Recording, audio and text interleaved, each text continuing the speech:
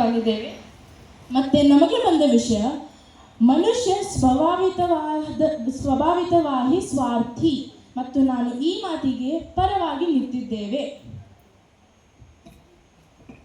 ಸೋಲೆ ಗೆಲುವಿಗೆ ಮೆಟ್ಟಿಲು ಎಂದು ಹೇಳುತ್ತಾ ಗೌರವಾನ್ವಿತ ತೀರ್ಪುಗಾರರಿಗೆ, ಆತ್ಮೀಯರಿಗೆ ಎಲ್ಲರಿಗೂ ನನ್ನ ನಮಸ್ಕಾರ ಹಾಗೂ ಶುಭೋದಯಗಳು. ನಾನು ಅನ್ನಪೂರ್ಣ, ಇವಳು ನನ್ನ ಸಹಪಾಠಿ ನಂದಿನಿ. ನಾವಿಬ್ಬರು ಸೆಂಟ್ ಮೇರೀಸ್ ಆಂಗ್ಲ ಪ್ರೌಢಶಾಲೆಯನ್ನು ಪ್ರತಿನಿಧಿಸುತ್ತಿದ್ದೇವೆ. ಮನುಷ್ಯ ಸ್ವಭಾವತಃ ಸ್ವಾರ್ಥಿ ಎಂಬ ವಾಕ್ಯದ ವಿರುದ್ಧವಾಗಿ ನಿಂತಿದ್ದೇವೆ. ಎಲ್ಲರಿಗೂ ನಮಸ್ಕಾರ. ನನ್ನ ಹೆಸರು ರೋನಿತ್ ಹಾಗೂ ಇವಳು ನನ್ನ ಸಹಪಾಠಿ ಅನ್ವಿತಾ. ನಾವು ಲಾರೆನ್ಸ್ ಪ್ರೌಢಶಾಲೆಯ ವಿದ್ಯಾರ್ಥಿಗಳು. ಇವತ್ತು ನಮಗೆ ಬಂದ ವಿಷಯ, ಮನುಷ್ಯ ಸ್ವಭಾವಿತಃ ಸ್ವಾರ್ಥಿ. ಈ ವಾಕ್ಯಕ್ಕೆ ನಾವು ಪರವಾಗಿ ನಿಲ್ಲುತ್ತೇವೆ. ಸ್ವಾರ್ಥವಿಲ್ಲದ ಮನುಷ್ಯವನ್ನು ಹುಡುಕುವುದು ನೆರಳಿಲ್ಲದ ಮರವನ್ನು ಹುಡುಕುವುದಂತೆ. ಈಗ ಒಂದು ಮನುಷ್ಯನ ಮೊದಲ ಚಿಂತೆ ನಾವು ಅಲ್ಲ, ನಾನು. ಈಗ ಫಸ್ಟ್ ಒಬ್ಬ ಮನುಷ್ಯಗೆ ಅವನ್ ಏನಂತ ಅವ್ನು ನೋಡ್ಕೋತಾನ, ಆಮೇಲೆ ಅವ್ನ ಕುಟುಂಬದ ಬಗ್ಗೆ ನೋಡ್ಕೋತಾನ, ಆಮೇಲೆ ಅವ್ನ ಸಮಯ ಬಂದ ಅವನ ಸಮಾಜ ಬಗ್ಗೆ ನೋಡ್ಕೋತಾನ. ಫಸ್ಟ್ ಸ್ವಾರ್ಥ ಅಂದ್ರೆ ಏನು? ನಮ್ಮ ಬಗ್ಗೆ ನಾವು ಯೋಚನೆ ಮಾಡೋದು ಸ್ವಾರ್ಥ ಯಾವಾಗುತ್ತೆ? ನಮ್ಮ ಬಗ್ಗೆ ನಾವು ಯೋಚನೆ ಮಾಡೋದು ಯಾವತ್ತೂ ಸ್ವಾರ್ಥ ಅಲ್ಲ. ಎಲ್ಲ ನಮಗೇ ಬೇಕು ಅಂತ ಯೋಚನೆ ಮಾಡೋದು ಸ್ವಾರ್ಥ ಆಗುತ್ತೆ.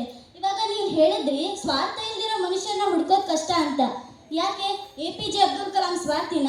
ಸಾಯ್ಬೇಕಾದ್ರೆ ಅವ್ರ ಹತ್ರ ₹1 ಕಾಸಿರ್ಲಿಲ್ಲ, ಅಂಥವ್ರು ಸ್ವಾರ್ಥಿನ?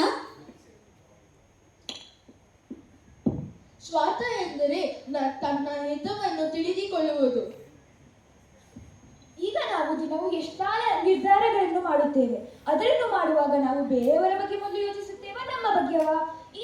ಈ ಜಗತ್ತಿನಲ್ಲಿರುವ ವಯಸ್ಸಾದ ತಾತನಿಂದ ಚಿಕ್ಕ ಮಗುವು ಮೊದಲು ತನ್ನ ಜೀವನ, ತನ್ನ ಬದುಕು, ತನ್ನ ಸುಖ ಹಾಗೂ ತನ್ನ ಸಂತೋಷದ ಬಗ್ಗೆ ಯೋಚಿಸುತ್ತದೆ. ಹಾಗಿರುವುದಾಗ ಸ್ವಾರ್ಥವು ಒಂದು ಸಹಜ ಗುಣ.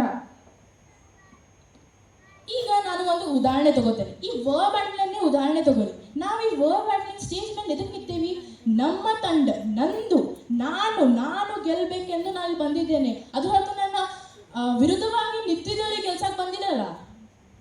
ಈಗ ಹಂಗ ಬ್ಯಾಟ್ಲ್ ಮುಗಿದಾದ್ಮ್ಯಾಗ ಅಂಕಗಳೆಲ್ಲ ಕೊಡ್ತಾರ.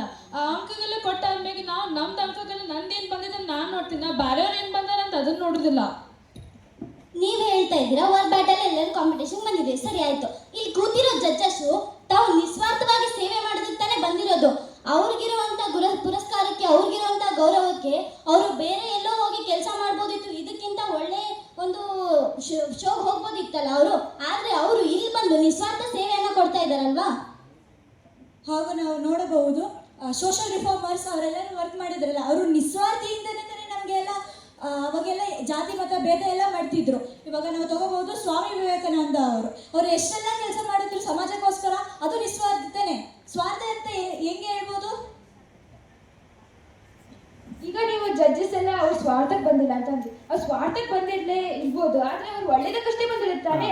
ಇಲ್ಲಾಂದ್ರೆ ಯಾಕೆ ಬರ್ತಿದ್ರು? ಅವರಿಗೆ ಸನ್ಮಾನವಾಗುತ್ತೆ ಇಲ್ಲಿ ಬಂದ್ರೆ, ಅದರಿಂದನೇ ಅವ್ರು ಬರೆಯೋದು. ನಾವು ಶಾಲೆಗೆ ಹೋಗೋದು ನಮ್ಮ ಭವಿಷ್ಯಕ್ಕಾಗಿ ತಾನೆ. ನಾವು ಕೆಲಸ ಯಾಕೆ ಮಾಡೋದು? ನಾವು ಹಣವನ್ನು ಗಳಿಸಿ ದೊಡ್ಡ ಮನೆಯಲ್ಲಿ ಇರೋಕೆ ತಾನೆ. ಇದು ಸ್ವಾರ್ಥ ತಾನೆ. ಸ್ವಾರ್ಥವು ಬರೀ ಮನುಷ್ಯರಲ್ಲೇ ಇರೋದಲ್ಲ, ಆದ್ರೆ ಪ್ರಾಣಿಗಳಲ್ಲೂ ಕೂಡ ಇರುತ್ತದೆ.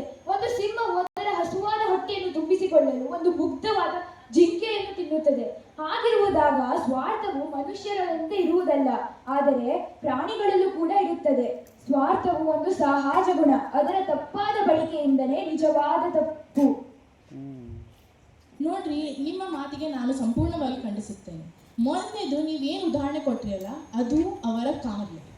ಎರಡನೇದು, ಇವು ಕೆಲಸ ಮಾಡೋದ್ರಿಂದ ಅವರಿಗೆ ಖುಷಿ, ಸಂತೋಷ ಸಿಗುತ್ತದೆ, ಅದು